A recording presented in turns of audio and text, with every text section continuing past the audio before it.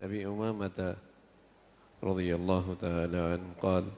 قال النبي صلى الله عليه وسلم إن الله تعالى بعثني رحمة للعالمين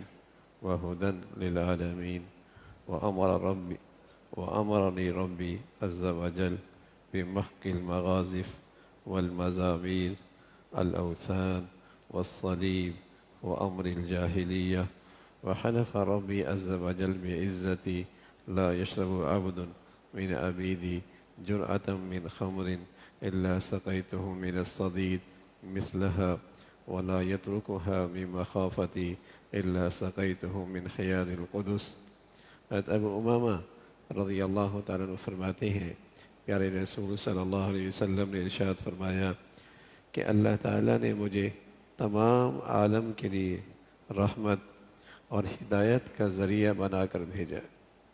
اللہ تعالیٰ نے مجھے تمام انسانیت کے لیے رحمت اور مجھے ہدایت کا ذریعہ بنا کر بھیجا ہے، اور اللہ تعالیٰ نے مجھے حکم دیا ہے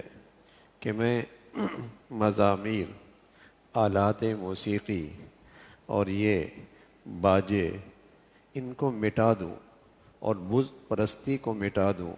اور صلیب پرستی کو مٹا دوں اور تمام جاہلیت کے رسوم کو ختم کر دوں۔ میرے رب نے قسم کھائی ہے، میری عزت اور جلال کی قسم، میرے بندوں میں سے جو بندہ شراب کا ایک گھونٹ پیے گا، کل میں آخرت میں اس کو اتنا ہی لہو اور پیپ ضرور پلاؤں گا۔ اگر کوئی میرا بندہ شراب کا ایک گھونٹ پیے گا تو میں آخرت میں اس کو اتنا ہی لہو اور پیپ ضرور پلاؤں گا، اور جو بندہ میرے خوف سے شراب کو چھوڑ دے گا اور اس سے باز رہے گا تو میں آخرت میں قدسی حوضوں کے شراب طہور سے اس بندے کو ضرور نوش کرواؤں گا۔ رسول اللہ صلی اللہ علیہ وسلم نے یہاں اپنا دنیا میں آنے کے مقاصد میں، آپ کی دنیا میں تشریف آوری کے جو مقاصد ہیں، آپ دنیا میں کیوں تشریف لائے، ان مقاصد کا تذکرہ فرمایا، اور ان مقاصد میں یہ بھی ہے کہ بت پرستی، صلیب پرستی یہ ختم ہو، زمانہ جاہلیت کے رسوم ختم ہو، اور اسی طرح ہر قسم کے باجے اور ہر قسم کے آلات موسیقی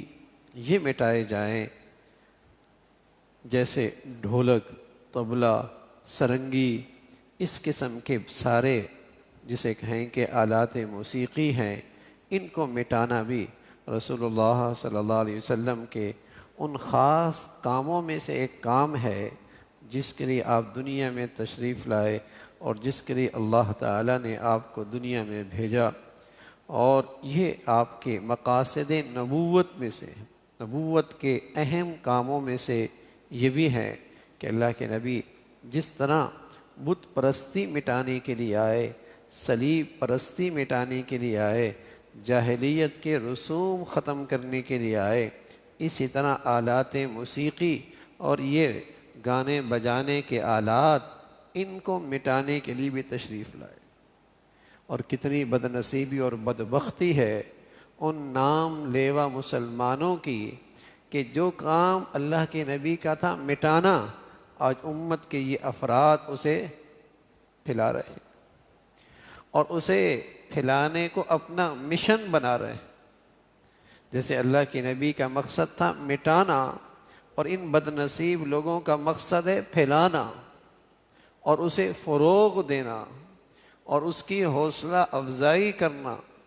اور انہیں مختلف انداز سے ایوارڈ دینا اور انہیں داد دینا،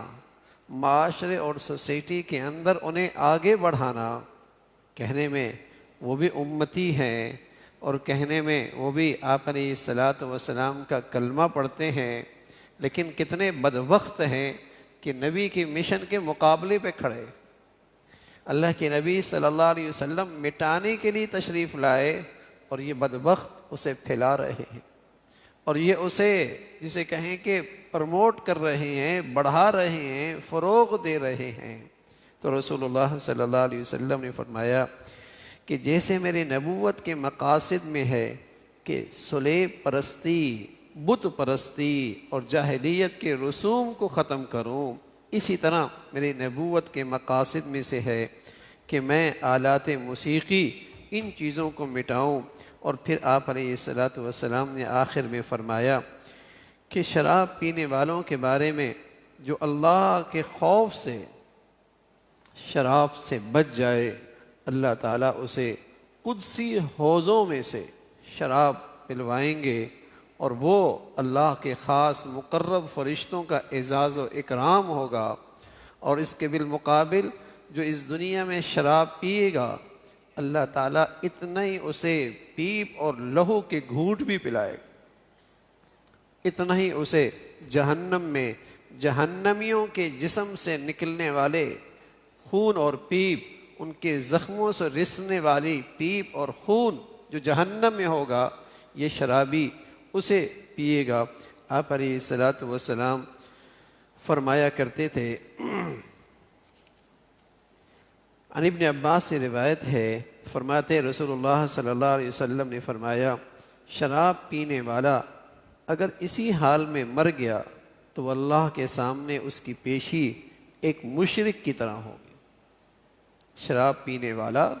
اگر اسی حال میں مر گیا تو اللہ کے سامنے اس کی پیشی ایک مشرک کی طرح ہوگی اور بت پرست کی طرح ہوگی۔ شراب پینے والا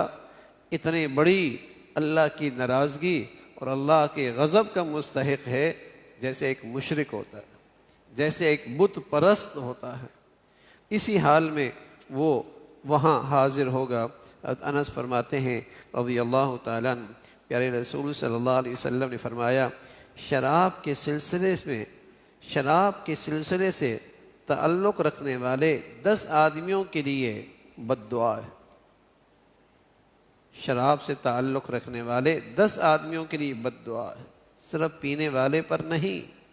بلکہ جو پینے والے کے لیے لے کے آ رہا ہے، جو بیچ رہا ہے، جو اس کے دام کھا رہا ہے، جو اس کو نچوڑ رہا ہے، یعنی 10 آدمی ایسے ہیں جن کا کسی بھی طرح شراب سے تعلق ہے تو ان پر لعنت ہے، وہ اللہ کی رحمت سے دور ہیں، ان کے لیے بد دعا ہے۔ تو آپ علیہ الصلاۃ والسلام نے وہ گنائے، فرمایا ایک وہ جو انگور وغیرہ سے شراب نچوڑتا ہو، اگرچہ وہ صرف نچوڑنے کے لیے ہے، اور دوسرا وہ جو نچوڑتا ہے اپنے لیے، اور تیسرا پینے والا ساقی، پلانے والا ساقی، اور اسی طرح جو شراب کو لے کے جائے اور اس پر جس کے لیے وہ لے کے جائے، اور اس پر جو بیچنے والا، اور اس پر جو خریدنے والا، اور اس پر جو کسی دوسرے کو ہدیہ اور تحفے میں شراب دے، اور اس پر جو اس کو فروخت کر کے اس کی قیمت کھائے۔ ایک شراب سے تعلق کی نحوست، اور یہ نجاست ایسی ہے کہ کوئی بھی کسی طرح اس نجاست سے تعلق رکھے گا تو اللہ کی نظروں میں مردود، اللہ کی نظروں میں مغضوب، اللہ کی رحمت سے دور، اس کے لیے یہ بد دعا کہ اس پہ لعنت ہو، اس پہ لعنت ہو۔ رسول اللہ صلی اللہ علیہ وسلم نے فرمایا اس کے لیے یہ بد دعا ہے کہ شراب سے کسی درجے کا بھی اس کا تعلق ہے۔ اور جب اللہ کے نبی نے شراب کی ایسی مذمت فرمائی اور اس کی نجاست کا تذکرہ کیا تو صحابہ اس معاملے میں بہت حساس ہو گئے۔ حضرات صحابہ رضوان اللہ علیہ اجمعین اس معاملے میں اتنے حساس ہو گئے کہ ایک مرتبہ ایسا ہوا کہ سعد بن وقاص رضی اللہ تعالیٰ عنہ ایک صحابی ہیں، ان کے انگور کے باغات تھے، ان کے انگور کے باغات تھے، اور ایک دفعہ پھل بہت آیا اور باغوں کے اس کے محافظ جو ان کی دیکھ بھال کرتا تھا وہ ان کا بڑا قابل اعتماد تھا، ان کو اس محافظ پر اور اس باغ کا جو نگہبان اور محافظ تھا حضرت کو اس پر بڑا اعتماد تھا۔ تو ایسا ہوا کہ اس کی طرف سے خط آیا حضرت سعد کی طرف، اس محافظ کی طرف سے، کہ اس فصل میں انگور کی پیداوار بہت ہے اور مجھے ضائع ہونے کا اندیشہ ہے، اگر آپ کی رائے ہو تو میں انگوروں سے شیرہ حاصل کر کے محفوظ کر لوں۔ بہت انگور ہے، ضائع ہونے کا اندیشہ ہے، اگر آپ کی طرف سے اجازت ہو تو میں اس کا شیرہ نکال کر کے اس کو محفوظ کر لوں۔ حضرت سعد نے جواب دیا کہ جب تمہیں میرا خط ملے تو تم میری زمین اور باغات سے الگ ہو جانا، خدا کی قسم اس کے بعد میں تم پر کسی چیز پر اعتماد نہیں کر سکتا۔ تمہیں یہ خیال کیسے آیا کہ اس کا شیرہ محفوظ کر لوں جس سے بعد میں شراب بنتی ہے؟ تم نے یہ لکھا کیسے؟ تم نے یہ کہا کیسے؟ اتنا معتمد، برسہا برس آپ کا وہ قابل اعتماد ملازم تھا، اور اس نے اس انداز میں خط لکھا تو حضرت نے اس کے جواب میں فرمایا کہ خط پہنچتی ہی تم میری زمین سے نکل جانا، تم میرے باغ سے نکل جانا، تم میرے ہاں نہ ٹھہرنا، اس لیے کہ آج کے بعد میں تم پر کسی چیز پر اعتماد نہیں کر سکتا۔ حضور علیہ الصلاۃ والسلام کے ارشادات نے حضرات صحابہ کو اس معاملے میں اتنا حساس بنا دیا تھا، اتنا فکر مند کر دیا تھا، اس کی اتنی نجاست دل میں بٹھا دی تھی، اتنی برائی دل میں آ گئی تھی کہ یہ چیز بھی انہیں گوارا نہیں تھی، اس قسم کا سوچنا وہ بھی انہیں برداشت نہیں تھا، اور ان کا یہ طرز عمل تھا۔ تو میرے عزیزو، رسول اللہ صلی اللہ علیہ وسلم نے ان برائیوں کو مٹانے کے لیے اس دنیا میں تشریف لائے، اور آپ علیہ الصلاۃ والسلام نے اس کی حرمت اور اس کی شدت اس انداز میں بیان فرمائی۔ اللہ تعالیٰ ان تمام گندگیوں سے ہمیں، ہماری اولادوں کو، مسلمانوں کو محفوظ فرمائے۔ اللہم لک الحمد کلہ ولک الشکر کلہ، اللہم اعنا علی ذکرک وشکرک وحسن عبادتک، اللہم اعنا علی ذکرک وشکرک وحسن عبادتک، نستغفر اللہ ونتوب الیک، نستغفر اللہ ونتوب الیک، نستغفر اللہ ونتوب الیک، سبحان ربک رب العزة عما یصفون وسلام علی المرسلین والحمد للہ۔